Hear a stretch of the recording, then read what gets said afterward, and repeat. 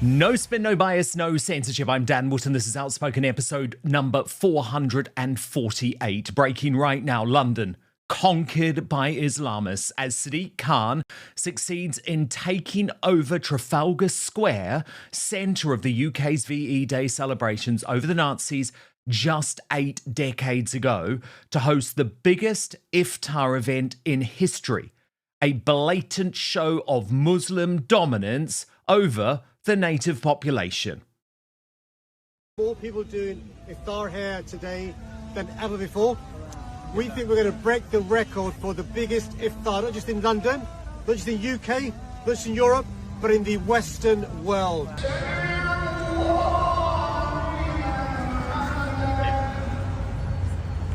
Trying to cower us and scare us to be less Muslim, to be less Islamic, to make us scared, to put our head above the parapet. Even mainstream figures, including the increasingly outspoken leftist John Cleese and The Sun's longtime political editor Trevor Kavanagh, are now admitting that the Disunited Kingdom is on a march to become an Islamic Republic. I think we're sleepwalking into becoming an Islamic Republic. When you actually look at where we're going to be as early as, say, 2050, which is not really that far away, a lot of what we consider to be Britain and England will not really look like Britain and England in a meaningful sense. And the Greens, apparently, if they win a general election, would actually drop the Church of England as Britain's established church. I mean, whatever next. But it's not enough, with leftist denialism sweeping slippery Starmer's Labour Party as their MPs become ever more fearful about being replaced by the Islamist Green Party. We would say that, well, if you were to be intimate with a 14-year-old or 13-year-old who's got huge hips and huge breasts and huge body, I mean, quite frankly, we would say it's not going to have the same effect medically. I mean, no one can make the argument. There's a far greater threat from the far right than there is from Islam. That the weaponisation of violence against women and girls by far-right groups and political parties such as Reform harms survivors and ultimately impedes the real work of tackling the root causes of society-wide violence to the detriment of women and girls. Okay, so this is an emergency. You're not hearing it discussed on the MSM. Sadiq Khan's display of Islamist dominance must now be the wake-up call that we all need. I'll outline why in my digest next. Then, my superstar panel here, social commentator Lalani Dowding, host of Lalani's Small Holdings YouTube channel, and freedom activist Elizabeth Fox. Also coming up on the show today, new fears for Eamon Holmes as he disappears from GB News after falling asleep live on air.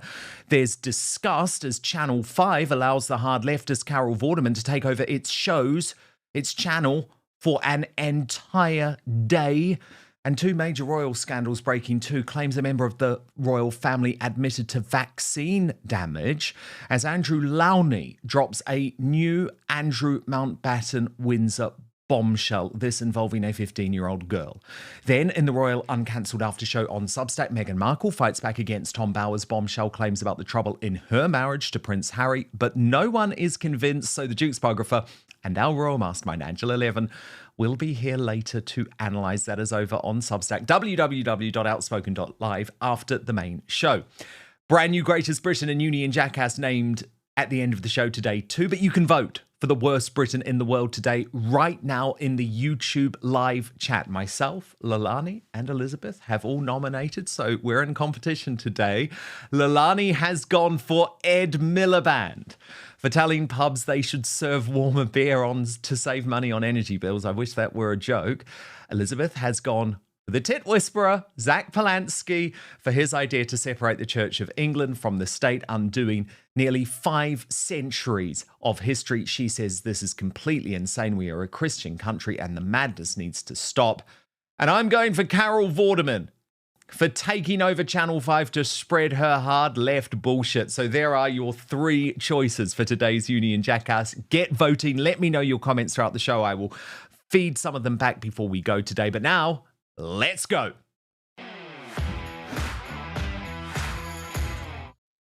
London has been conquered. No video makes that clearer than the one I'm about to show you.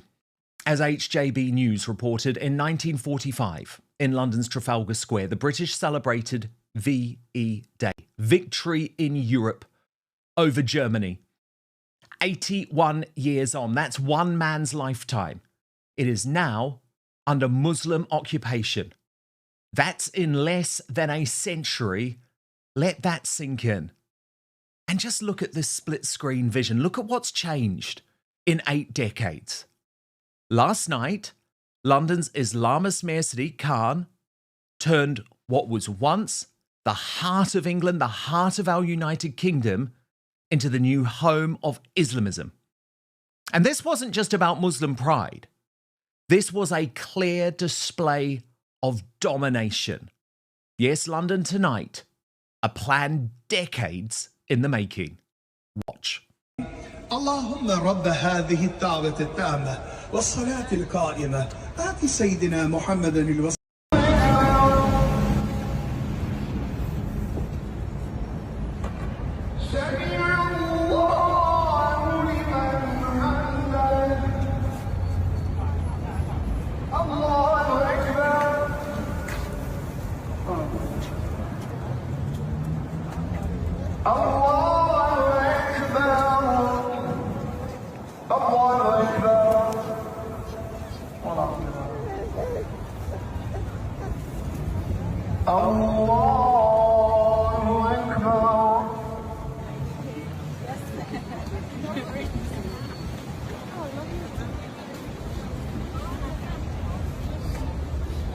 So that forceful takeover of Trafalgar Square is the culmination of 10 years of Khan plotting his now successful Islamist takeover.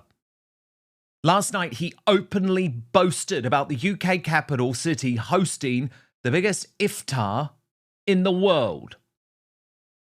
Assalamu alaikum. I've come to say thank you. I know you've done iftars in Brighton and Birmingham and Bradford and Blackburn and Cambridge and Glasgow. We saved the best till last, right? we think that we will have more people doing iftar here today than ever before. We think we're going to break the record for the biggest iftar, not just in London, not just in UK, not just in Europe, but in the Western world. And it only happened because we've got great volunteers like you working for Ramadan 10 projects. So, subhanallah, jazakallah khair, and thank you very, very, very much. So, give yourselves a round of applause. Now, I want to take a photograph with the best volunteers in the world. So, are you ready? Yeah! Even you at the back, Uncle, are you ready? Yeah! Guys, can we all take a step back, please? Can we take a step back? Oh, it's all fun and games, isn't it? He then posted along with 4 pictures, which showed virtually no white faces at all. Community isn't just where we live, it's how we look after one another. Tonight, people of all faiths, races and backgrounds came together in the heart of our capital to break their fasts at Ramadan tent projects open Iftar. There's always a place at the table in this city. Khan then joined the prayers himself.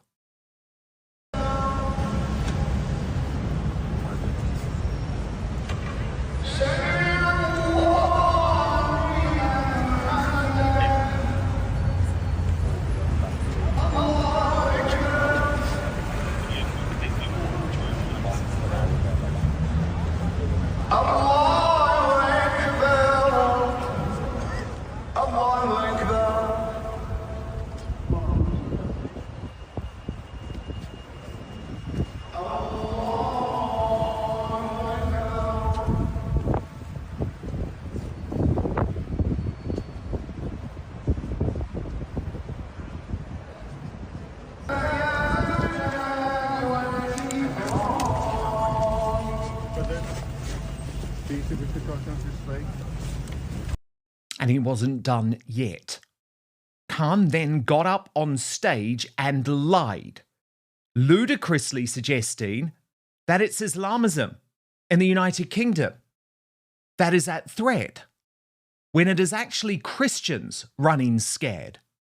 As this viral video of Sadiq's speech juxtaposed with a man being attacked for burning the Quran makes abundantly clear. Watch. It is difficult to be a Muslim in 2026. Look here, look. Go for me. Look. God, he's got a knife. Whether you're in London, in other parts of the UK, in Europe, or across the world. Go. You idiot. You fucking idiot. You burn the Quran. God, he's got a knife as well. No. Oh, you got a knife, man. Trying to cower us and scare us to be less Muslim, to be less Islamic, to make us scared, to put our head above the parapet. Man, fucking idiot! Hey, don't come to me. Come here. Listen, I'm just filming, yeah? The Quran. No, you shouldn't be. Listen. My religion. My religion. No wonder there is now a transatlantic demand to save our country, with Tim Pool pleading, we need regime change in the UK. The rage over last night's Trafalgar Square Islamist takeover has been widespread, but completely ignored in the MSM. Olamini Hain of Restore Britain posted, there are approximately 500 mosques in London. There is zero reason this should be happening in Trafalgar Square. This is not Islamabad. From Tommy Robinson, they called Sir Jim Ratcliffe racist. They never called him wrong. Raheem J. Kassan pondered, this is London tonight. Trafalgar Square, no less, an area dating back to 1200 AD and named for the epic British victory in 1805, where the statue of Nelson stands 170 foot high. Tonight, he's wondering how the hell England was conquered. But Lee Kern urged, this is designed to intimidate you. Don't let it. There is no need for public worship like this, but they do it to try and Islamize public spaces and create the illusion of inevitability. Don't let it work. Resist the encroachment of Islamic theocracy. And the most senior politician to weigh in, and congratulations to him for doing so, was the Conservative Shadow Justice Secretary Nick Timothy. He wrote, too many are too polite to say this, but mass ritual prayer in public places is an act of domination. The Adhan, which declares there is no God but Allah and Muhammad is his messenger, is when called in a public place, a declaration of domination. Perform these rituals in mosques if you wish, but they are not welcome in our public places and shared institutions. And given their explicit repudiation of Christianity, they certainly do not belong in our churches and cathedrals. I am not suggesting everybody at Trafalgar Square last night is an Islamist, but the domination of public places is straight from the Islamist playbook. Trafalgar Square belongs to all of us. It is a national memorial to our independence and our salvation. Last night was not like a televised football match or a St. Patrick's Day celebration. It was an act of domination and therefore division. It shouldn't happen again. Perhaps Kelly J. Keane echoed most of our feelings, though, in just three words. I'm utterly disgusted. But what happened in Trafalgar Square is indicative of a much bigger plan that few talk about. But I do here because it is by far the most important issue we are facing. Sometimes, though, I get a sense that the dam is close to bursting. With Trevor Kavanagh, you know, the Sun's longtime political editor, a mainstream media figure for decades, a man incredibly close to Rupert Murdoch, now admitting publicly that we are sleepwalking into becoming an Islamic Republic. Serious and present danger. And it beggars belief that we are simply standing back and wringing our hands, and you and I are talking about it and nothing is being done. Final question, which I asked somebody this morning and they fell off their chair. Are we sleepwalking into becoming Nazi Germany, Trevor Kavanagh? No, I don't think we are. I think we're sleepwalking into becoming an Islamic Republic. He's right. John Cleese too. And this is interesting because, you know, in so many ways, he is a major leftist. But the Fawlty Towers legend is another prepared to start saying the previously unthinkable. Writing on X, the UK has always been based at the deepest level on Christian values, regardless of dogma. Despite the many mistakes made by churches for centuries, British people have been influenced by Christ's teaching. If these values are replaced by Islamic ones, this will not be Britain anymore. And he described, this is John Cleese, described as absolutely insane, this viral video of an English woman seemingly being arrested for challenging an Islamist takeover in public. Watch this. We're in England. It's a Christian country. I don't want to hear anything about the Quran. All Christian church. And those angels apportioning each one.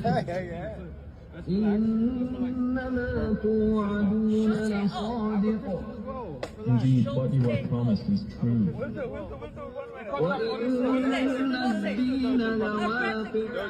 And indeed,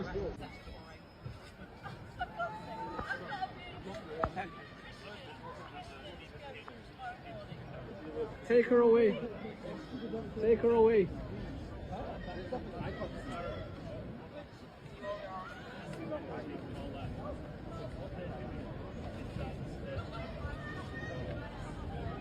Bruh.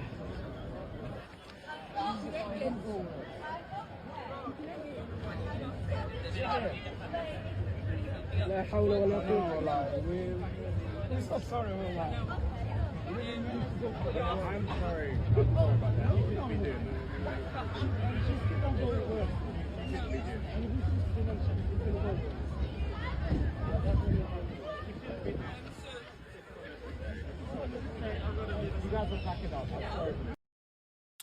The problem is, there is so much with Islam that just doesn't fit with our culture, as Muhammad Hijab makes abundantly clear here.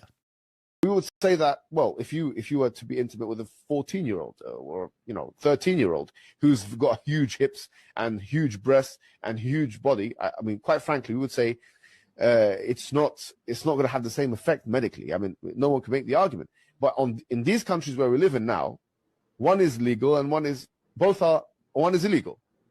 So, in other words, you can't marry a 100-year-old woman, but you can marry that girl that's you can't be. You're a paedophile if you go for the girl that's got the hips. And once again, paedophilia is very relative. Yeah, you are a paedophile if you're going for the 13-year-old girl, mate. John Cleese described him as a very articulate savage. Yet our Labour leaders with suicidal empathy ignore the facts about terrorism, and Islamist terrorism specifically, to claim that an invisible far right provides a greater threat, like Dawn Butler in this new parliamentary battle with Katie Lamb. There's a far greater threat from the far right than there is from Islam. And, in this holy month of Ramadan, I'm sure Muslims all over the country will be praying for her soul, whether she deserves it or not. The single biggest extremist threat to our country remains the threat of extremist Islamist violence. That threat is intimately tied up with a growing tendency towards sectarian politics. The stats don't lie. But then there's Labour's Asmana Begum, suggesting that the real danger to Britain's girls is not the Pakistani Muslim rape gangs, but rather Reform UK and the so-called far right talking about that scourge. Madam Deputy Speaker, as chair of the All-Party Parliamentary Group on Domestic Abuse and Violence, I'm delighted to be working with Women's Aid to ensure that no survivor is left behind. As we approach the 5th anniversary of the landmark Domestic Abuse Act 2021 next month, this could not be more important. Because we know in the woke sector that the weaponisation of violence against women and girls by far-right groups and political parties such as Reform harms survivors and ultimately impedes the real work of tackling the root causes of society-wide violence to the detriment of women and girls. It's resulted in women fleeing persecution abroad, facing even more danger here, including the targeting of them at hotels over the past year. Tommy Robinson responded, Muslim MP Asmana Begum in Parliament, women fleeing persecution abroad face even more danger in the UK because of far-right groups. You've just answered your own question in your ridiculous statement, he said. Go home. Losing Gorton and Denton by-election candidate Matt Goodwin of Reform UK is proposing the start of a national conversation about the fact that the white majority of this country is about to become a minority, which he says means we will soon no longer have an identifiable nation at all. Well, the first thing to say, you've been ahead of the curve for a long time in the debate. Unfortunately, many people in Westminster haven't been. What we're really talking about here is within the space of, let's say, a child born today, within that child's lifetime, the historic majority in this country will simply no longer be a majority by the time that child turns about 30, 40 years of age. Why does that matter? Well, it matters because in some ways it's not really about race. Lots of people from minority backgrounds also care about the majority group. That's why, for example, 1 in 3 black and minority ethnic voters voted for Brexit, because they too care about the culture and the demography of our country. Look, what's going to happen is over the next 74 years, as we go from 73% white British to 33% white British, we are going to end up in the same group of countries like Lebanon and Sierra Leone in not having a clearly identifiable majority group. Now, people watching this online or listening to it might say, well, what's the problem with that? Well, the problem with that is if you don't have a clear majority group, you don't really have a nation. You don't have an identifiable core of that nation. And I'm basically releasing this book, and I'm sure there'll be a strong reaction to it and a lot of hostility from the usual figures on the left. But nobody's actually explaining to the British people what is happening around them and the pace at which it is happening around them. When you actually look at where we're going to be as early as, say, 2050, which is not really that far away, a lot of what we consider to be Britain and England will not really look like Britain and England in a meaningful sense. So multiculturalism has failed, something most of us can agree on, but Goodwin argues the problem is there's no successor. What I'm saying we need to do is actually get to a different policy approach, which is assimilation, which is you either assimilate into who we are by speaking our language, by contributing to the economy, by respecting our rule of law, by embracing our culture, or you leave. It is that simple because, you know, remember David Cameron said in 2010, multiculturalism has failed. So did Angela Merkel and so did Nicolas Sarkozy. Here we are 16 years later and nobody yet has figured out what the successor is to multiculturalism. What is going to come after that failed policy framework? And what I'm saying is enough of all the bland talk about diversity and all of that stuff. Let's just start moving now into assimilation, which is if you live in Britain, you integrate into Britain. No more translation services. No more Sharia courts, no more cousin marriage, no more translation services, no more separate communities, none of that.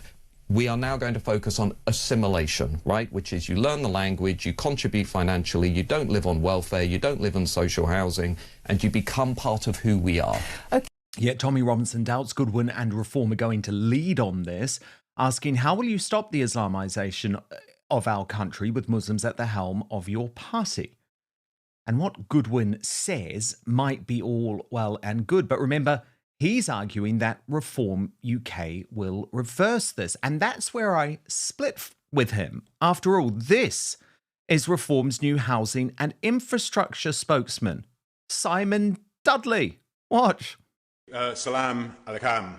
I am Simon Dudley. I'm the leader of the Royal Borough of Windsor and Maidenhead. What I, as the leader of the council, and people like Gertch, as hopefully a future councillor, and the whole Conservative group guarantee to you is that as the town develops, we will make sure you have the space to expand here.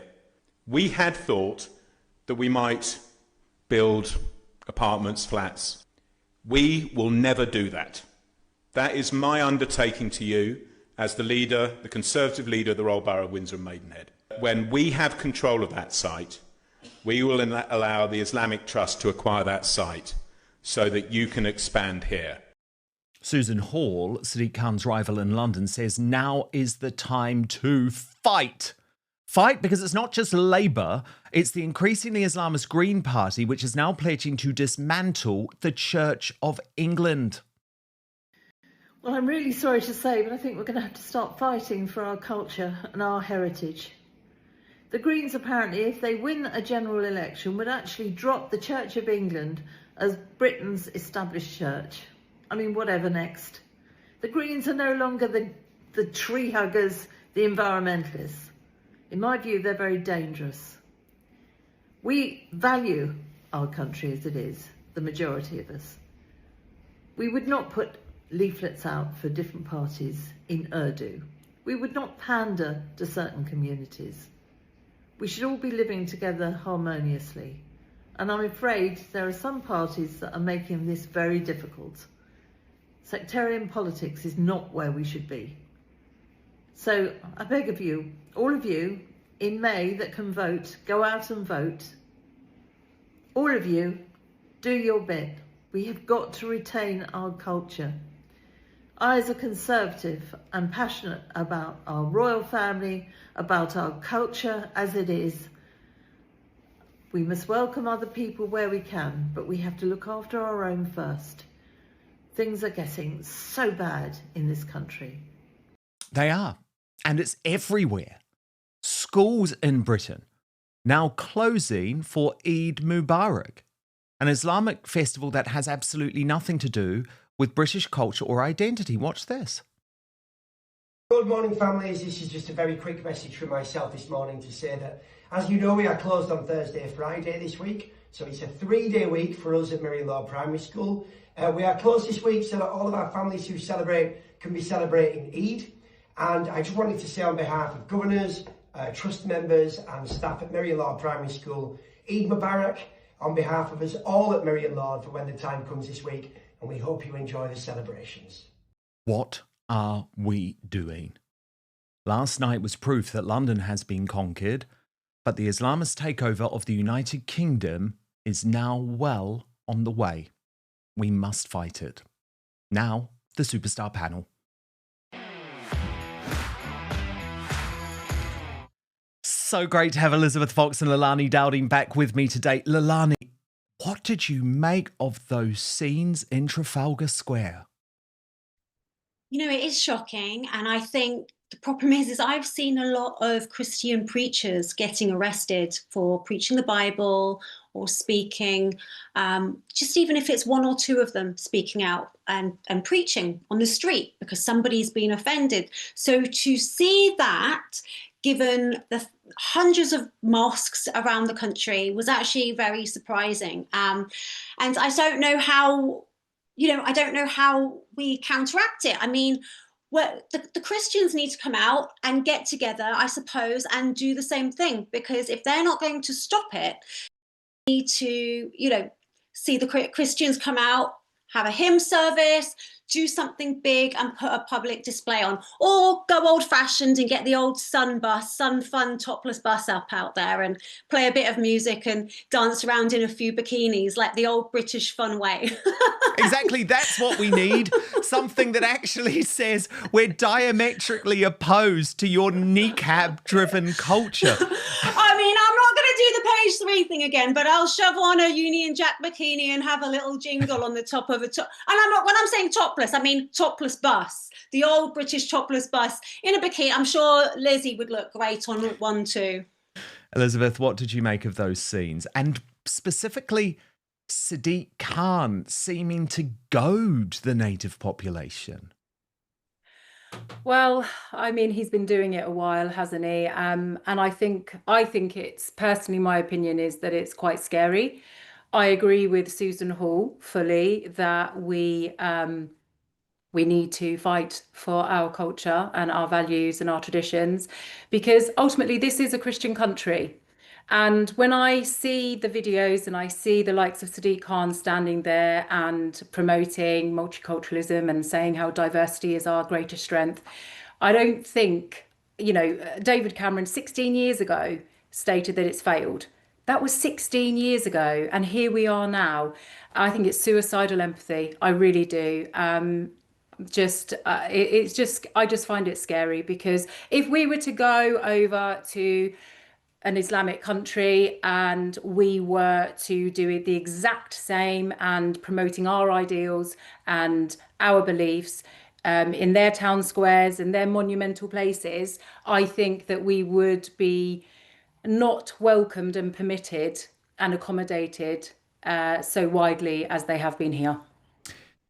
In the past hour, breaking right now, Donald Trump has slammed slippery Starmer again during an extraordinary press conference in the Oval Office alongside the Irish Prime Minister on St. Patrick's Day. That's why he's in the green tie. I want to show you two key moments from this. First, Trump says that the special relationship was great until Keir came along. Go ahead, please. Keir Starmer isn't making... She's a fantastic reporter, by the way. Go ahead. The Prime Minister isn't making the case to the British public as to why he should be supporting you. Could you do that now and talk to the UK and to GB News viewers about why it's in their interest that we help you? Well, because we have a tremendous long-term relationship with the UK. I mean, people would say it's the best. I don't want to get into that, but we've had, it was the longest, the oldest, should be the best, always was the best until Keir came along. And that was a great question from Bev Turner, the best GB News has got. But Trump wasn't done then, because he wanted to make a visual point about that bust, the bust that you saw over his shoulder of Winston Churchill. Watch this. You see that man right there? You know who that is? Churchill. Winston Churchill. The late, great Winston Churchill. And Barack Hussein Obama did not want his bust in this office. Did you know that? And Barack Hussein Obama sent that bust back to England. They didn't want it. And when I came in, I was asked if I wanted it. I said, absolutely, I want it. And I put it right there, Winston Churchill. And, you know, unfortunately, Keir is not Winston Churchill. Now, this is interesting because, Leilani Dowding, you have turned on Trump over this war. So I'm going to come to you in just one moment, actually, because I want to speak to you about that. But Elizabeth, what did you make first about the way that Trump is just constantly going for Starmer? I think it's great, personally. I do too. I think the one thing I really love about Trump is that he's very candid. He always has been, and he just says what he feels. And I think that that's why a lot of people voted for him and believed in him, because he just would call things out, which was refreshing, because normally they're quite stiff and, you know, narcissistic, these leaders, but he's always, you know, just been very candid. So yeah, I mean, I liked Trump. I have sort of mixed feelings about a lot of things going on in the world right now, but yeah, I've always appreciated and enjoyed his entertainment when he speaks. And with regards to Starmer, I don't think Trump likes Starmer. I think we all know fully well that he doesn't. And I think that he is frustrated with him. And I think that he just wants rid of him. Yeah, I mean, Leilani, before I come to you on this, I wanted to show you the resignation letter from Joseph Kent, who is the director of the National Counterterrorism Center in America, arguing and echoing, I guess, much of what you have been saying over the past few days. He said that he is resigning because Iran posed no imminent threat to our nation.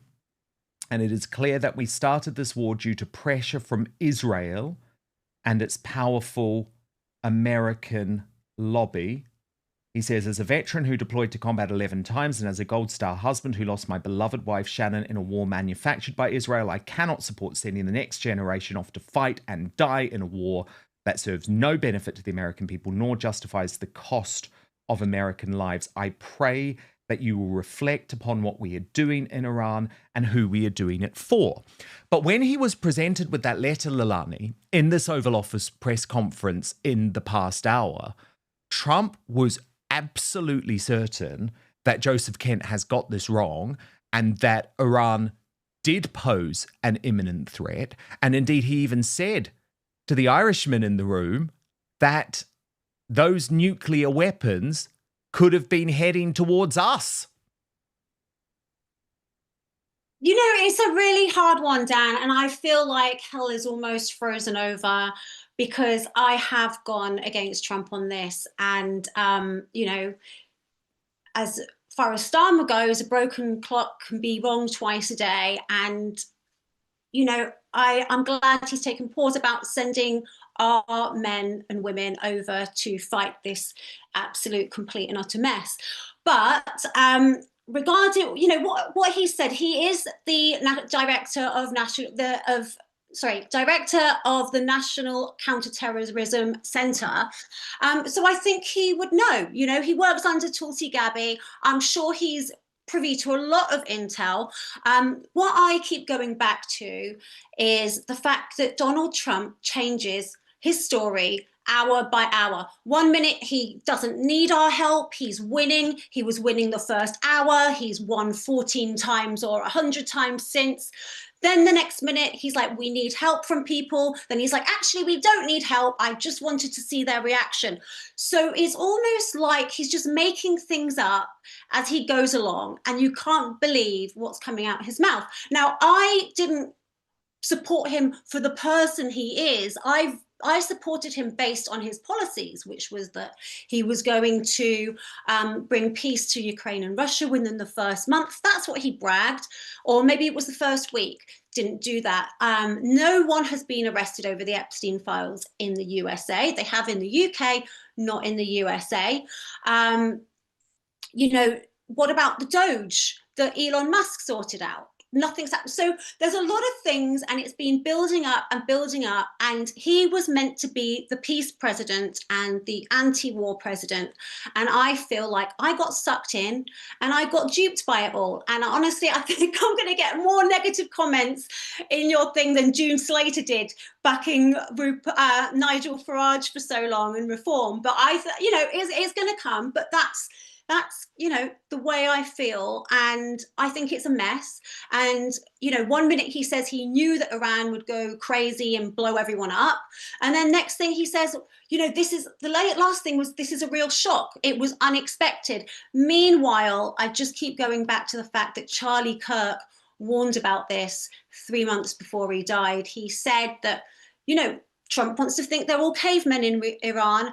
But, you know, Charlie Kirk did warn that they're very intelligent, they've got a very high IQ, and they have been strategizing this out. They are an underdog in terms of power. So all they've had to do, however long it's been, is strategize on how to win this. And they are playing a very strategic chess game that, you know, he claims he doesn't know, but why isn't the USA war gaming it out? Anyway.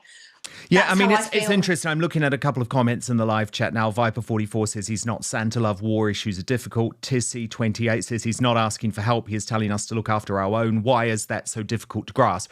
I mean, the one thing I would say is that Slippery Starmer is a total hypocrite when it comes to this issue. Yeah. He's been all over fucking Zelensky again today, hugging him is the thing. Outside the Oval Office. And look at this post. Look at this post from him on X. This is just in the past few minutes.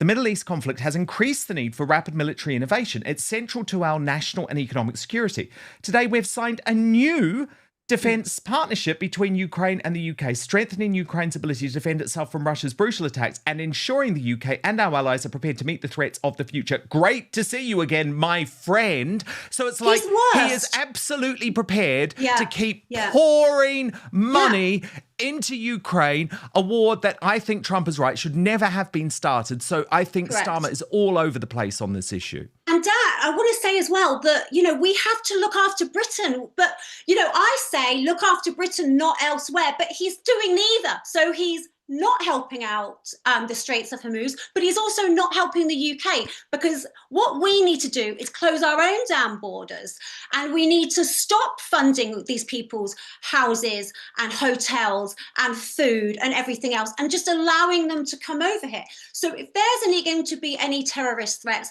by sleeper cells, if anything like that's going to happen, that is going to be from our government's own doing, allowing these men to come into this country and housing and feeding them. And that has to stop. And I want to be very clear that I am UK first, and I am all about sorting this country out, sorting our own business out, sorting our own homes out. Let's sort this country out, and you know, as part of it. But Starmer also isn't doing that. So he's just, to me, he's always going to be pathetic. I can't stand the guy. I don't care that Trump had a go at him. I don't think he's doing it in any noble kind of way, because he won't sort out this country, and he doesn't actually care.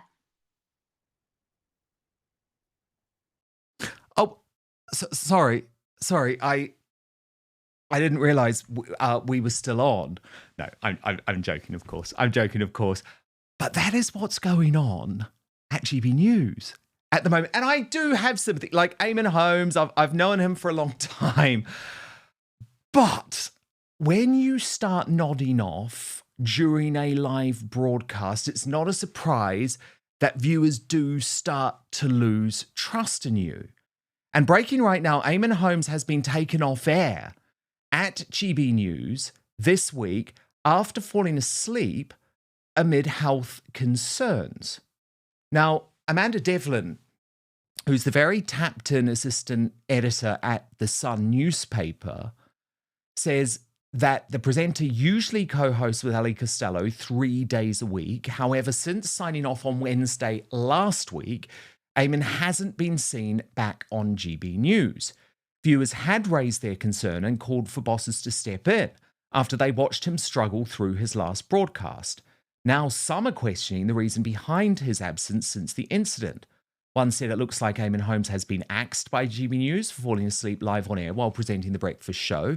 He has been replaced. This is brutal, but it's showbiz, baby. No excuse falling asleep on set, unprofessional.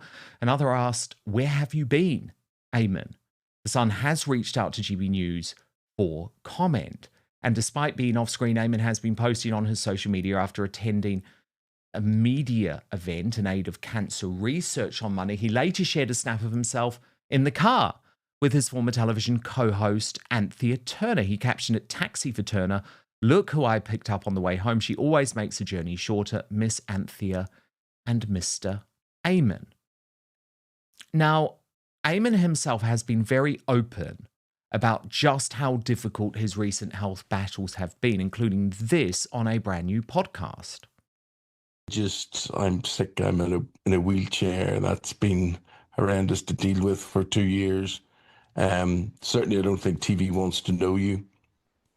There's nothing. You and I are talking and no one could tell us anything wrong, but I can't get up. I need help to get out of this chair. I have to have carers throughout the day. But once I'm sitting down, whatever I can do everything. And I do have great sympathy. I mean, I saw Eamon a few months ago. We had words about quite a lot, actually, at Nana Aquare's engagement party. And certainly physically, he is really suffering. But this is the moment where he did appear to fall asleep on screen. And why this is difficult is that Ali Costello, who's a very lovely woman, but definitely needs the support of a veteran broadcaster like him, was in an interview with the top Labour, minister and effectively Starmer's spin doctor, Darren Jones. And I think she needed his backup. But Eamon's sort of like staring and holding his microphone and very much does appear to go to sleep. But watch this and make your own judgment. Well, the first thing to say is some of that reporting is just not true. It's right to say the NHS app was always going to be separate to the gov.uk app. That's a decision that we took very early on, primarily because governments have already spent a lot of money building the NHS app and it works really well and the public like it, and we don't want to slow that down by attaching it to a new project. But the Department for Education has no issues with the programme at all. Just to recite though, kind of what is it? Digital ID is the ability to log into the gov.uk app and then prove who you are. And by being able to prove who you are, we're able to bring services that are currently across different departments and call centres and services into one place for you on your app, should you wish to use that. And we just think that will be easier for people to use than the current system of call centres and paperwork and hours on hold and not really knowing whether you're where you are in the process, which is very frustrating for the public and ultimately quite costly for the taxpayer. Darren Jones, thank you so much for your time. We're out of time with you, I'm afraid, this morning, but thank you for joining us on GB News Breakfast. And we'll see you bright and early again in the morning, whatever you're up to. Have a good day. Andrew and Miriam next. So after that, the Sun said that Eamon had sparked concern within GB News. Insiders at the channel telling the newspaper it was the latest incident to cause staff worry over Eamon's health. Their source said it hasn't gone unnoticed that Eamon has been struggling a lot more lately. Today he was falling asleep on air and slurring his words. There were lots of messages coming in about it. Earlier in the programme, viewers voiced their concern over the TV presenter's slurring. One said, please help Eamon Holmes. He's obviously struggling, falling asleep this morning, slurring his words. This guy needs medical assistance. Another wrote, is Eamon Holmes okay? Should someone not take him off air to get him seen to? He seems unwell. Another viewer said, I'm the first to criticise Eamon Holmes, but I feel he's obviously increased his medication and should not be presenting this morning. Difficult situation, I appreciate. I mean, it is a very difficult situation, and now he has been taken off air seemingly. To my superstar panel, two women who could never put me asleep, Elizabeth Fox and Lilani Daldine. What do you make of this? Is it right for Eamon to keep on broadcasting? Does GB News need to take more responsibility here? Or is it actually just not a big deal? Like, he's having to get up at 5 in the morning and maybe everyone should just lay off him if he has a little nap on set. I mean, like you said, I think it's really difficult. It's obviously, you know, something to do with his illness or his medication. But, you know, you can't really host a show and do your job properly when you're like that. And unfortunately, you know, if you were an HGV driver or, you know, a train driver, bus driver, you wouldn't be able to do that. So I don't know that you should do it while trying to engage and have a conversation with somebody and, you know, host and, you know, you're the head, you know, can kind of control what's going on the screen when you're interviewing people or trying to present something. So I do think it is a difficult one, has to be handled really carefully. But, you know, it's probably in his best interest that he doesn't and does get the medical help that he needs. And maybe, you know, he shouldn't be up so early doing that. It's sad. It's very sad. Yeah, I mean, Alex Marmon on the super chat says, to be fair, I would fall asleep to Darren Jones too, which is a fair point. But Elizabeth Fox, what do you make of this? I was going to say, first of all, I have to, in Eamon's defence, I would have fallen asleep talking about digital ID because, first of all, second of all, third of all, everything all, we don't need it. But anyway, that's a whole different conversation. Yeah, I mean, GB News, they have a duty of care to their employees, don't they, and their presenters. And I think if he's got medical issues and he's not able to fulfill his role and it's affecting him and he's falling asleep, he's clearly not able to fully do that due to his medical issues. So I think that at the end of the day, your health is wealth. That you have to concentrate on your health first and foremost. So they should be concentrating on his well-being, and he should be not pushing himself if it's causing him to fall asleep, because it is unprofessional. They also have a show to put out. They don't want their presenters falling asleep. So for both sides, it just makes sense that they put his health and well-being at the forefront of their minds. Yeah, I mean, I guess what's difficult, Lalani, is that Eamon has been very open about the fact that after his big battle with HMRC, which, remember, cost him hundreds of thousands of pounds, not to mention his divorce or his forthcoming divorce from Ruth Langsford, he needs to keep working and he needs to keep earning. I know, Dan, this is why it's so hard, because you're fighting for him and you want to cheer him on and have his side in this, but if it's, I don't know, I mean, it's just so hard, isn't it? Because you want to have his back, but at the same time, you can't have somebody just falling asleep all the time, or else it's just going to become like a comedy sketch, and it's just not good. He doesn't seem to be aware that the camera's still on him, whatever he's looking at or playing around with. And like Lizzie said, yeah, I'm sure you just end up kind of zoning out and switching off with that guy speaking, but you know that you're not really meant to do that. Yeah, I mean, it is a shame. I think one of the issues is that GB News is full of kids, you know, that they want kids on screen because what's the saying? You pay peanuts and you get monkeys. And that's what GB News has decided to do. And part of me thinks it's really important to have a veteran presenter like Eamon Holmes there. And I do like the fact that we are still able to have people with long careers. So I guess all I would say is, Eamon, just make sure that you're staying alert, okay? Maybe there needs to be like a Red Bull under the table or something like that. I did breakfast TV for years. That's when I first got to know Eamon, actually, working at ITV. And I did never fall asleep, but I'm actually not a morning person at all. I hated doing morning television.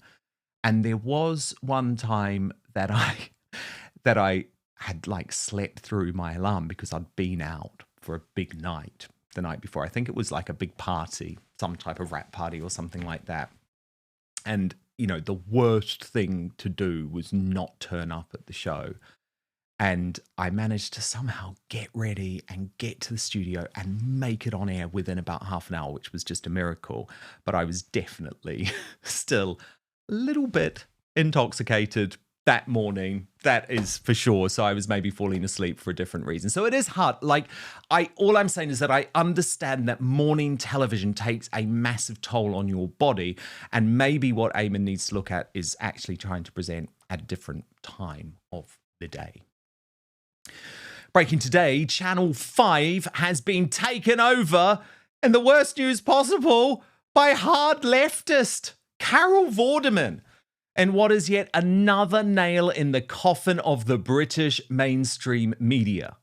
Now, I found this absolutely astonishing. The broadcasters' bosses have backed the increasingly fringe lunatic, despised by most of the population.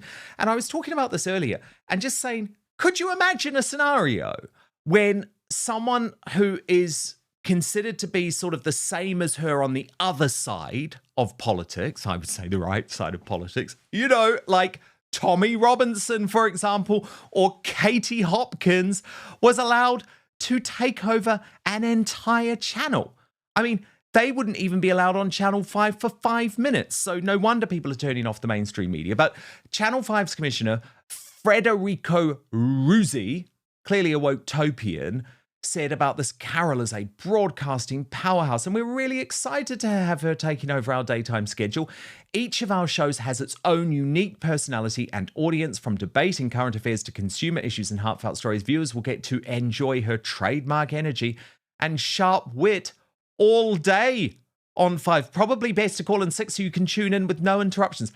I don't think so. And not surprisingly, Channel 5 viewers were not keen on this either. One penned, anyone prepared to vote for Carol Vorderman needs their head examining. A second, like anyone listens to Carol Vorderman when it comes to politics. Another, it's okay, Carol Vorderman is going to run FFS, we're all saved. That was facetious talk. One said Vorderman was instrumental in getting the disaster who is Starmer elected. From another, Carol Vorderman only supports the party that's popular at the time. Now she's going to support the Greens. And another concluded Vorderman has sucked up to every political party, going, her only concern is for herself.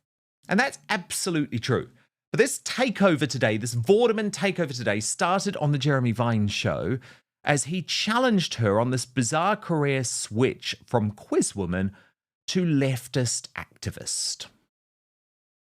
At some point, you seemed to shed the cosy quiz persona and become this rip-throat political animal who just was going for everyone. And it was a shock to everybody. Well, you were kind of suddenly like, I'm on this now, everyone. This is my mission. I tell you what it was. It was because in plain sight there was so much corruption going on. She then waffled on, diverting away from the question. Vine wouldn't let it slide, though. Watch. And why go suddenly lay into the Tories?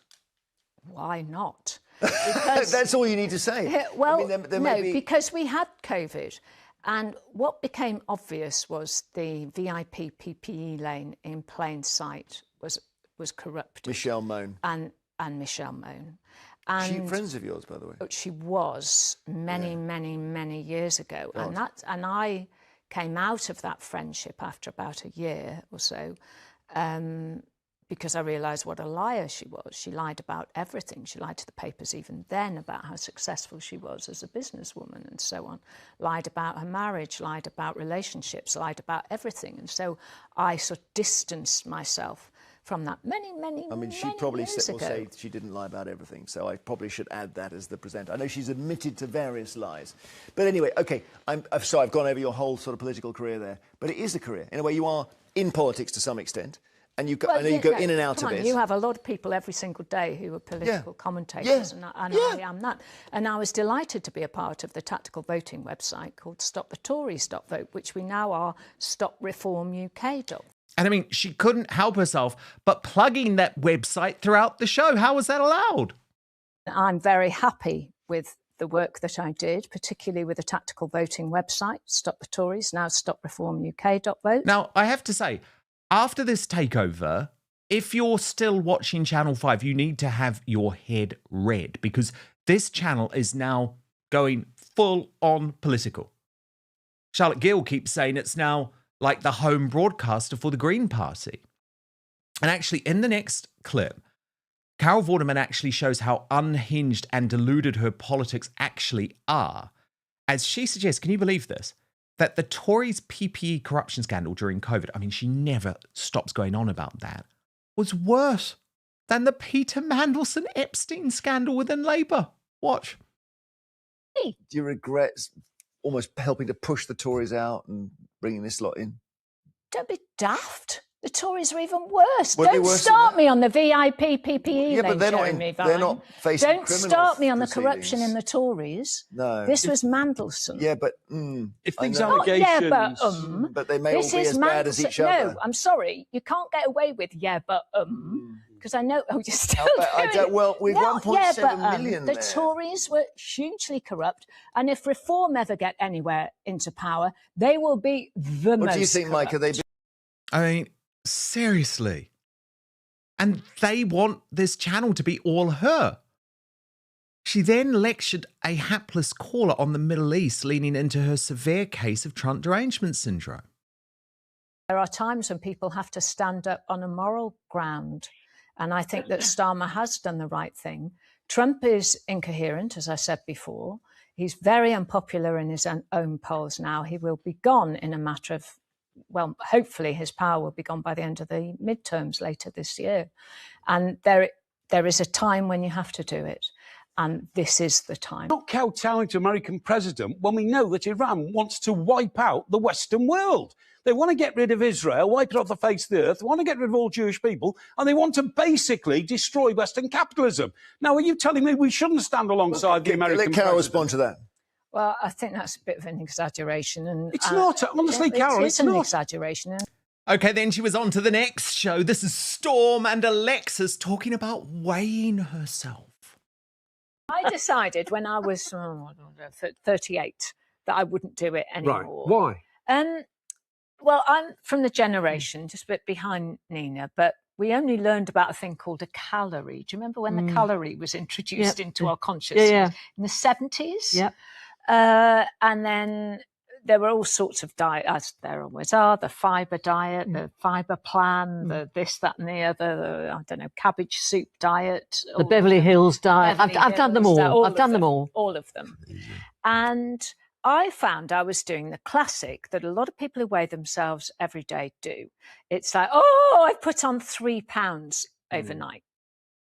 Riveting TV, not.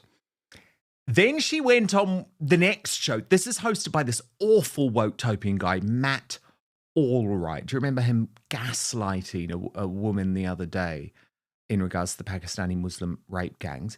And she decided to convince us all that the BBC licence fee is great value. truly is. And like you rightly said, Matt, because we're the ones who have to pay for it, we're the ones to go, oh, hang on, I watch Netflix more than I do the BBC, so why do I pay? But I do think that £180 is good value, to be perfectly honest. I mean, who would watch this? Seriously, who would watch this? The last show that she did as part of this takeover was the most desperate. So this is the Vanessa Feltz show on Channel 5, which has terrible ratings. And I've spoken about this before because they're trying to make this show look like a podcast. So you know how we have our microphone here because we actually are a podcast, we're a YouTube show. What they do on Channel 5 is they have a fake microphone sitting sort of close to that side of the screen. But if you look closely, Vanessa Feltz is still wearing a lapel studio. So this is totally financially independent. I've got great friends. I have a brilliant social life. I love laughing. I love going on holiday with my friends. I'm invited all around the world to go and stay with people. So that's what I do. And so these gentlemen, they're there for what are they there for primarily? Diplomatic way of asking. So would it be fair to call them friends with benefits? Yes, I think that's probably. Oh, I'm sorry. I just find her repulsive. I really do, in every way. And Elizabeth Fox and Alani Dowding, this is not a happy woman, okay? This is not a happy woman. So we'll talk about why on earth Channel 5 are doing this. But Alani, what do you make about her gross boast? Do you really believe her? Oh, she's so happy. I actually think she's a twisted, bitter, toxic woman. I do too. And you know what? That whole thing gave me like elderly Bonnie Blue vibes. It's like, it's disgusting. The elderly Bonnie Blue. Yuck. I don't want to know. It's disgusting. But she doesn't seem to grasp it, does she? Like she's going on and on about the Conservatives, like Labour's better. No, it's like a uni party. They all do the same thing, just at different speeds. And, I agree. The corruption around the PPE was absolutely horrific. But at the same time, it is as bad as the whole Mandelson Epstein thing. And, it's funny for Jeremy Vine to say that because he was he's another one that I can't believe he's on TV. He's just a hideous, horrific person. Carol Vorderman, I don't understand it whatsoever.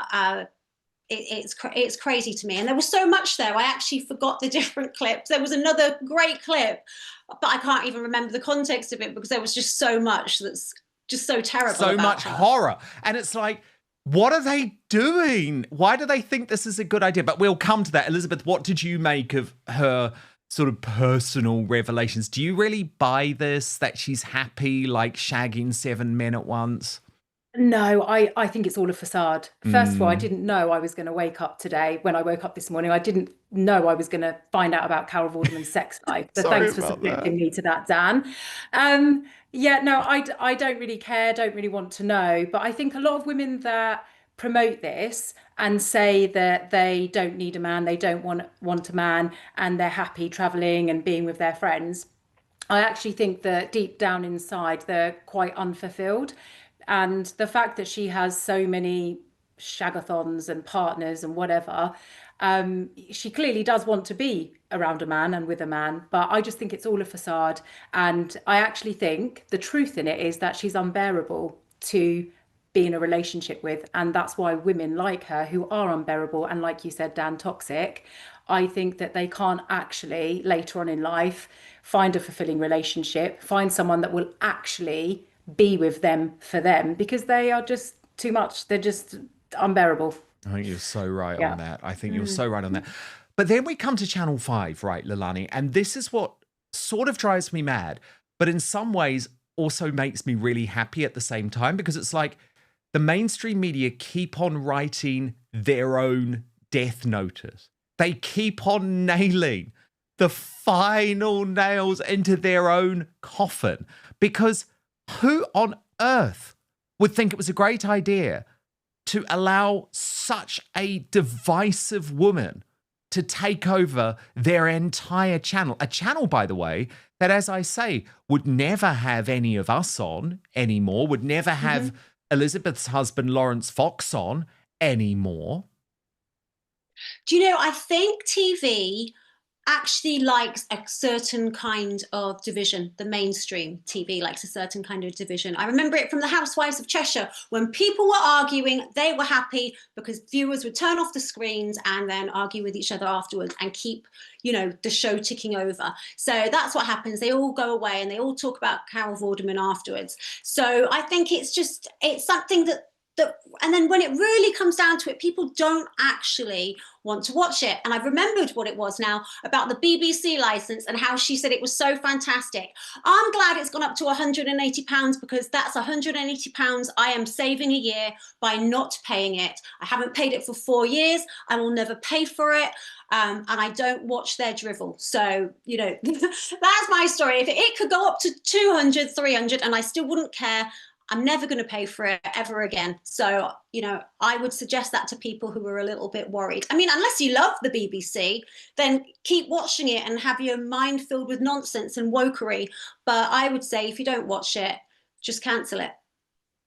Yeah, I mean, Lilani, can you see, Elizabeth, can you see any reason why people would keep on watching Channel 5, given that going down this route? I agree with Leilani about the TV license. Why would you pay to be lied to and brainwashed? It's insane. But I think they put people like Carol on and Jeremy Vine because I think they want to push into our minds these people, and they know that it's going to be clickbait. They know that they're going to cause division. So I think they do it on purpose, and they almost want us to believe and be indoctrinated by their mindset and their political alignment, and because there's an agenda at play. There really is an agenda at play, but it's changed so much recently, hasn't it, Lilani? Because, as I say, I mean, I remember the time when Lawrence and myself would regularly appear on that type of channel. I mean, I wouldn't go near it now, but the point is, they're the ones that have completely changed their policy. And it's almost like the more extreme you are on the left, the more they want you. I mean, as Charlotte Gill is saying, this is now the home of Zach Polanski regularly. Oh, absolutely. It seems as though the mainstream now is all real lefties. And the thing is, if you were ever centre, I mean, I was always centre, but I'm considered far right for mainstream because, you know what, because I didn't agree with lockdowns or I didn't want a vaccination. Suddenly that itself became a far right ideology. And so everything else now has gone to the left, and that's all they want. They only want those real lefties and the real woke people that won't misgender somebody, that will call a man a woman and use the he, her, wrong pronouns. And that's all they want. And that's all they'll put on. And they're all just so scared of Ofcom and everything as well. So it's not even worth watching. You know, they've got to, even not the talk shows, just their dramas or whatever. I can't even know what you call them because I don't watch them. But there's always got to be some kind of wokery involved there, or a trans person, or this, that, and the other. It can't ever just be, you know, like real life.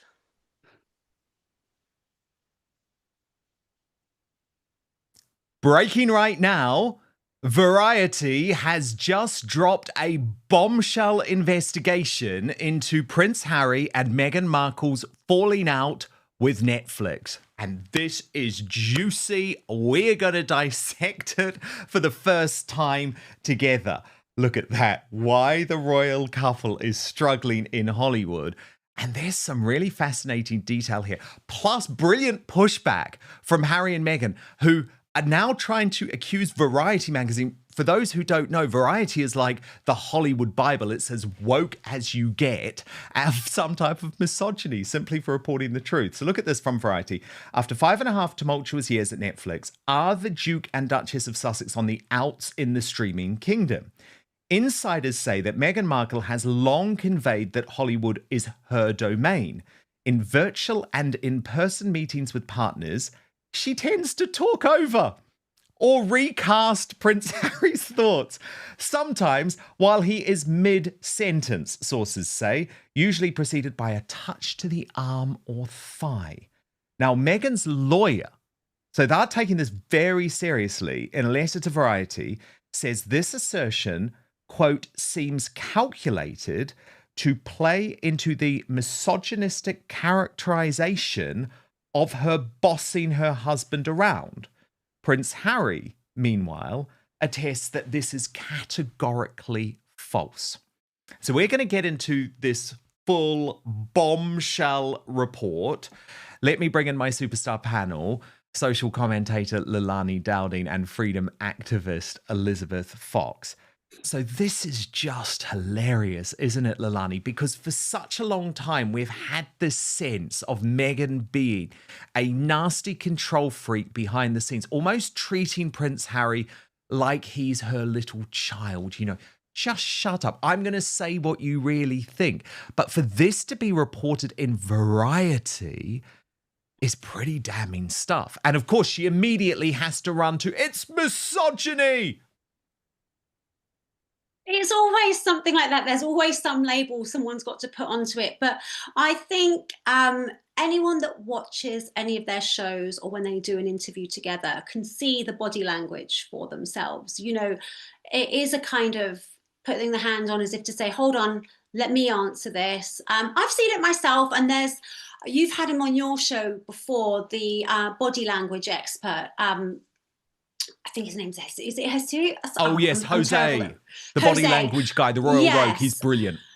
And he'll talk about it. And I think if you're watching it and you watch them together and you see any of, even when she's by herself as well, you can work it out for yourself. I think you can work it out for yourself. But yes, it's very damning that Variety has chosen to write about it, because it seems to me that no one's kissing up to them anymore. It used to be they moved over there, everybody wanted a piece of them, but it's more that they kind of want to be in that media, and that media really doesn't want them anymore. What do you make of it, Elizabeth? The fact that in these business meetings, she is clearly not only patronizing Harry, but trying to control him. I think she always wants it to be about her, doesn't she? She wants to be front centre of it all. I think she tries too hard, and I feel sorry for Harry, because I think that nothing he says or does is going to be the right thing. And I think she sees herself as the leader in their relationship. I think she sees herself completely differently to how the rest of us see her. And if she doesn't get her own way, then, and I think it's not gone the way she's expected to, with the whole Netflix association and relationship. And I think she's really not going to like the fact that people are disassociating from them and realizing that it isn't the greatest business partnerships to have. 100%. And what's so interesting about this is that for a long time, Harry and Meghan got away with it by saying someone like me was effectively a tabloid guy from the UK who was trying to bring them down for political reasons, backed by the royal family. That was the idea. Oh, you know, Meghan's not a bully. This is all just lies coming from within the royal family. But what we've seen recently is the wokest of the woke turn on Harry and Meghan. It's their own kind turning on them. So Vanity Fair reported the fact that Meghan was bullying people so badly that they were ending up in rehab. Or The Hollywood Reporter talking about why all the staff were leaving and how they were really terrible to deal with. And the fact that this is now Variety is just so significant. I know loads of people will be watching and say, well, what is Variety? If you are in Hollywood, this is your Bible. What is said in Variety goes in Hollywood. It's been around since Hollywood began. And I want to take you through this reporting by one of their most senior men, Matt Donnelly. As I say, this has literally just been released, so we're reading this together for the first time. Inside Meghan and Harry's falling out with Netflix and why the royal couple is struggling in Hollywood. So, after 5.5 tumultuous years at Netflix, are the Duke and Duchess of Sussex on the outs in the streaming kingdom? That's been a burning question around Hollywood as the couple's company Archwell Productions has struggled to release bingeable content. For the past 18 months, it has largely become a vehicle for Meghan Markle's consumer products as ever. Last week's news that Netflix had divested from the lifestyle venture, which the tech giant footed the bill to help build, tossed gasoline on a bonfire of speculation about the health of the relationship between the former royals and their creative home. Variety spoke to 6 well-placed individuals with knowledge of Netflix and the Sussexes who say the union between Meghan, Harry, and the streamer has been far from a fairy tale. The Sussexes' perceived pattern of selling repackaged versions of the same story about their exit from royal life has exhausted Netflix. Their partnership may continue to taper off, and with it, will Meghan and Harry's remaining show business lifeline. Well, this is major.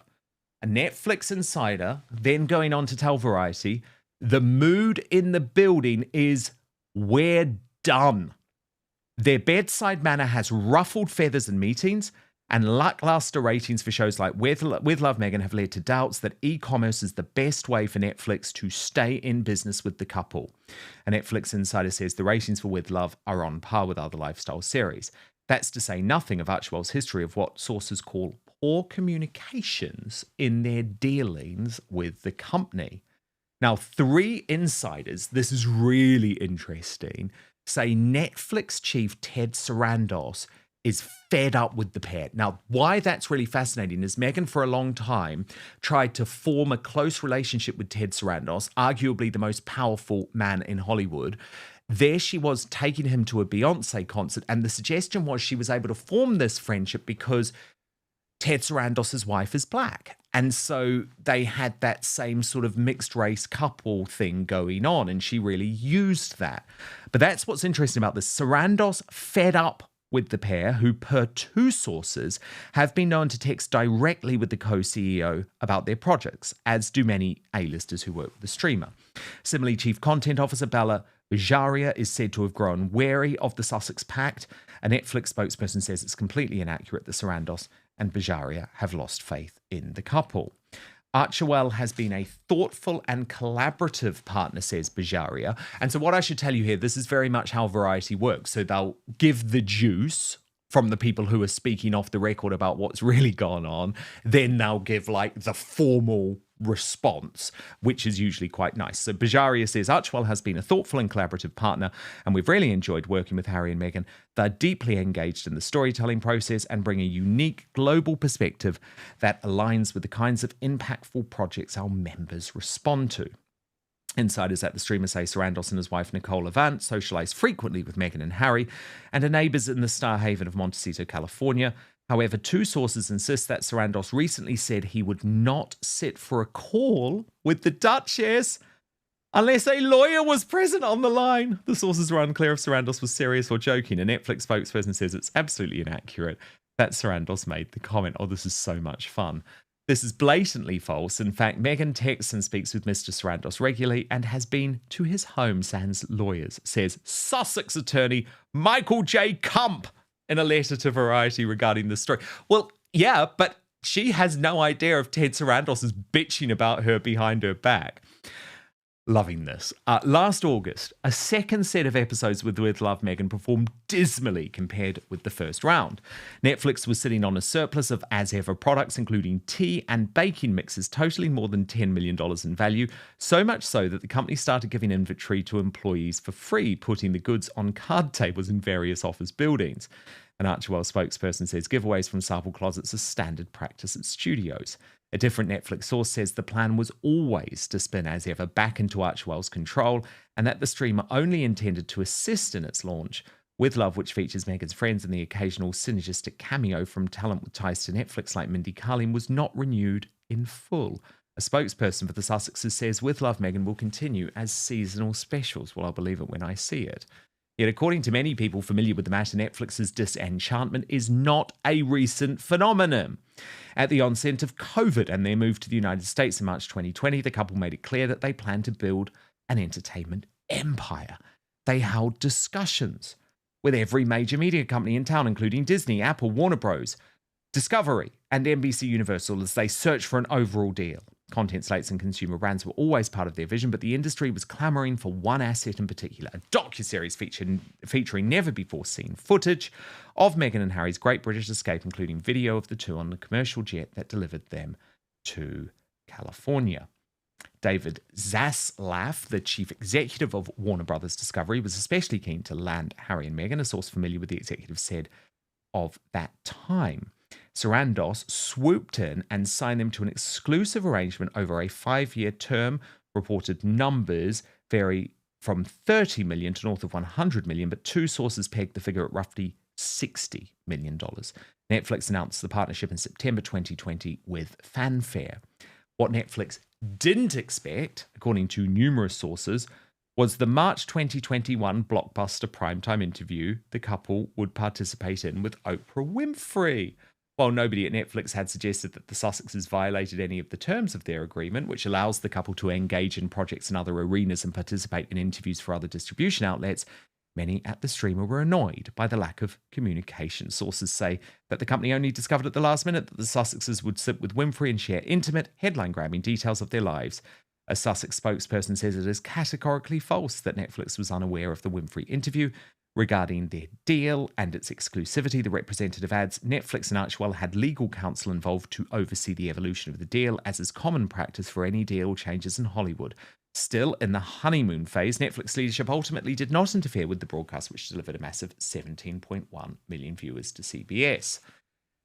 Then, of course, they talk about the tell-all autobiography, Spare, and sources say Meghan downplayed the auction, telling Sarandos that any publication would be far in the future if it happened at all. Of course, that also wasn't true. So we come to the spring of 2021, when sources say the streamer felt blindsided again with the news that Penguin Random House was indeed publishing the Harry memoir Spare and planned to do so during Netflix's rollout for the Harry and Meghan series. While two sources say Sarandos was riled to hear about this during a chance encounter with a Penguin executive, a Netflix insider says the co-CEO never met anyone at the publishing house regarding the book. Penguin would formally announce the project in June 2021. So what's interesting here, and what I'm picking up, is that Harry and Meghan were being paid big bucks, huge bucks, by Netflix, and had secured this personal relationship with Ted Sarandos, but then seemed to be proved challenging. You can imagine that. There was a director who they split from, and Sarandos then personally appealed to the Oscar nominee Liz Garbus to shepherd the project. She agreed, and the working relationship between Garbus and the couple remained smooth throughout the process until post-production. During the editing of the docuseries, this is juicy, isn't it? Because you remember that docuseries featured some terrible moments for Meghan Markle. Do you remember when she mocked the bow that she had to give for the Queen? Yeah, there it was in that moment. So during the editing of the docuseries, two sources say Meghan appealed to Garbus to remove elements from the final cut, saying select interviews and footage would be upsetting to the royal family, especially given that Queen Elizabeth II had died 2 months prior to the series' debut. Internally at Netflix, sources say the feeling among some executives was that the couple's true intention with the request was to ensure Harry's upcoming memoir would contain exclusive news and insight that would satisfy his publisher. A Netflix spokesperson calls this characterization not accurate. Two other sources with knowledge of the process say Netflix leadership encouraged Garbus to conduct one final interview with the couple to ensure that events discussed in Harry's book would also be covered in the series. Garbus and the couple were strongly advised to deliver Harry and Meghan in a way that maximised the value of the show. They agreed, the sources add. Outside Netflix, parts of the entertainment industry began to sour on the couple. Of course, at that point, They lost their Spotify deal, and Spotify's head of talk strategy, Bill Simmons, famously called the couple fucking grifters. But the ratings were good. So this is where it's interesting. But A-list talent and directors, according to this Variety expose, were hesitant to work with the pair. Perceptions were shifting in the industry and across the US thanks to comments like Simmons and similar remarks from the then UTA CEO Jeremy Zimmer, who says, turns out Meghan Markle was not a great audio talent or necessarily any type of talent. Scripted projects with Netflix, including the animated series Pearl, were scrapped. The Sussexes have not produced a single scripted project in their nearly 6 years at Netflix. Now, she then signed with WME and Ari Emanuel, but within 3 months of Meghan becoming a client, key members of the team assembled to represent her dropped off the account, including Emanuel, which again is very interesting. Netflix also stepped up to help define the post-Harry and Meghan era at Archewell. When Ben Browning departed as production and creative head at Archewell, the streamer showed renewed vigour, and it sounds like they really did hit the ground running, trying to build substantial projects. But sales agents and filmmakers on the ground were not interested in any Archewell investment, 4 sources say. Archewell specifically expressed interest in numerous documentaries. No deals materialized. So basically, people didn't want to work with Harry and Meghan. That's what seems very, very clear by this point. By March 2025, it was clear that Netflix and Archewell had changed direction. With scripted projects failing to materialize, it was time to reconsider the partnership. Prince Harry was not nearly as visible in projects. I think Meghan is underestimated in terms of her influence on culture, Sarandos told Variety last month. So the idea was that they were going to start pushing Meghan Markle. It was time to test Meghan's mettle as an entrepreneur and solo star. However, that didn't really work, did it? Sarandos confirmed that Netflix was a passive partner at that point in this as ever brand, or as Lady Colin Campbell calls it, was never. And yet again, the Sussex's bedside manner was not well received by some inside Netflix. Insiders say that Meghan has long conveyed that Hollywood is her domain. In virtual and in-person meetings with partners, she tends to talk over or recast Prince Harry's thoughts, sometimes while he is mid-sentence, sources say, usually preceded by a touch to the arm or thigh. Meghan's lawyer, Kump, in his letter to Variety, says this assertion seems calculated to play into his misogynistic characterization of her bossing her husband around. Prince Harry, meanwhile, attests that this is categorically false. Meghan also has odd methods of providing feedback, according to 3 sources. She was known to disappear for long periods during Zoom calls, the sources say. Later, Netflix teams like the marketing department would be informed that her absence was due to her being offended by something that was said. But Kump, the lawyer, has hit back and said that Meghan works from home as the mother of young children aged 4 and 6 and often encounters, as many parents who work from home do, children who enter the space unexpectedly during a meeting. Independent of being a parent who works from home, Meghan is also conscious of shielding her team from the distraction of children. Nearly all professionals can attest to needing to turn off the audio or camera during a virtual meeting at some point during many hours of virtual business calls. After the second batch of With Love episodes created, sources say the writing was on the wall, that Netflix was losing faith in the former royals, while news of Netflix's divestment and the brand only hit days ago. 2 sources say it had been in the works since last fall. That's when Meghan hired independent brand consultant and creative director Devon Pedswater, who had worked with Gwyneth Paltrow's Goop, signalling to several sources that Netflix had thrown the towel in on Meghan's venture. So there remain these 2 scripted projects in the works, of course, but, and here's the killer line, after half a decade of inconsistent shows, strategic shifts, false starts, and a diminished hold on the popular imagination, are the Sussexes really living the Hollywood dream they imagined? Back to Elizabeth Fox and Lilani Dowding. Lilani, you know how Hollywood works. You spent a long time there. Obviously, there's a lot of coded language in this article, but I would fundamentally say this is Hollywood calling time out on Meghan Markle, right? It's done. I think it is. I think when Variety starts to badmouth you, that they kind of don't want you anymore, it's a sign that it's pretty much over, because they're not going to schmooze. Like, you know, a lot of the publications will schmooze up to people in order they can keep gaining access, keep doing interviews. That appears not to be happening anymore. They don't really care whether they upset her or offend her. They just want to get the truth out there. And there seems to be a lot of history of people not wanting to work with Meghan Markle. And I think as well is that everyone knows and can spot a social climber in Los Angeles and Hollywood, because it's completely and utterly full of them. And sometimes people will play along with it if they feel they can parasite and feed each other in a mutually beneficial way. But it seems that this isn't going to happen anymore for them. Elizabeth Fox, what did you make of this damning look inside Meghan's relationship with Netflix? I mean, I just think, why would anyone want to be doing business with this woman? Imagine giving someone over $100 million and then they treat you like that.